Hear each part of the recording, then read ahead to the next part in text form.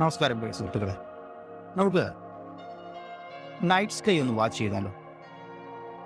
അതായത് രാത്രി ഒരു 8 മണിക്ക് ശേഷം നല്ല തെളിഞ്ഞ ആകാശമാണെങ്കിൽ വടക്ക് പടിഞ്ഞാറൻ ചക്രവാളത്തിൻ്റെ മധ്യഭാഗത്തായി ഒരു 40 മുതൽ 60 ഡിഗ്രി വരെ ആൾട്ടിറ്റ്യൂഡിൽ നോക്കിയാൽ നമുക്ക് ഏരീസ് കോൺസ്റ്റലേഷൻ കാണാൻ സാധിക്കും.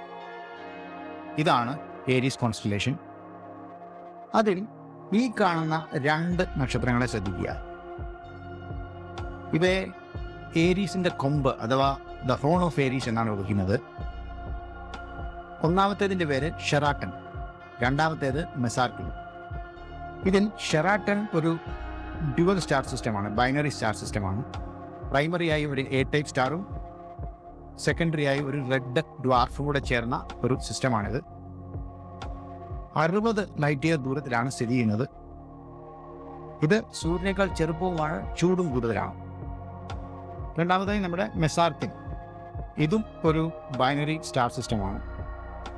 ഈ സിസ്റ്റത്തിൽ 2 എ ടൈപ്പ് സ്റ്റാറുകളാണുള്ളത്.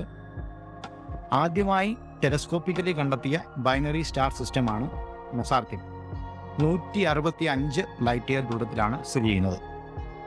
ഇനി ഇതെല്ലാം എന്തിനാണാവുക എന്നോട് പറയാൻ പോകുകയാണെങ്കിൽ, ഷെറാട്ടനെയും മെസാർക്കിളിനെയും ചേർത്ത് ഒരു പേരിലാണ് നമ്മുടെ നാട്ടിൽ അറിയപ്പെടുന്നത്. അതാണ് അശ്വതി. അതെ, നമ്മുടെ അശ്വതി നക്ഷത്രമാണിത്. ഇത് കാണുന്നവരിൽ അശ്വതി നക്ഷത്രക്കാർ ആരൊക്കെയുണ്ട്? കമൻറ്റ് ചെയ്യും.